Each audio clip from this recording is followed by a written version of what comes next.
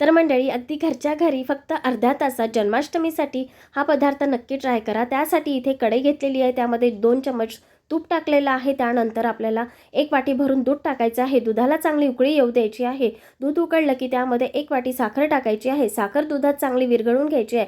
साखर विरघळली की त्यामध्ये 1 वाटी भरून आपल्याला मिल्क पावडर टाकायचं आहे। आता 5 मिनिटं मिल्क पावडर आपल्याला छान दुधात शिजवून घ्यायचं आहे। 5 मिनिटानंतर हळूहळू मिल्क पावडर घट्ट व्हायला सुरुवात होते। आता ह्या कन्सिस्टन्सीमध्ये आपल्याला त्यामध्ये 2 वाटी भरून सुक्कं खोबरा किस टाकायचं आहे आणि 5 ते 10 मिनिटं आपल्याला हे मिश्रण छान असं घट्ट होईपर्यंत परतून घ्यायचं आहे। गॅसची फ्लेम ही शेवटपर्यंत मीडियमच ठेवायची आहे। आता 10 मिनिटानंतर गॅस बंद करायचं। मिश्रण एका ताटात काढून घ्यायचं आणि थोडं थंड करून त्याचे छान गोल गरगरीत असे लाडू वळून घ्यायचे। हे लाडू आपल्याला सुक्का खोबरा किसामध्ये घोळून घ्यायचे आहे आणि आवडीप्रमाणे त्याला छान असे ड्रायफ्रुट्स लावून आपले इथे सुक्का खोबरा किसाचे आणि मावाचे लाडू तयार आहे जन्माष्टमी स्पेशल।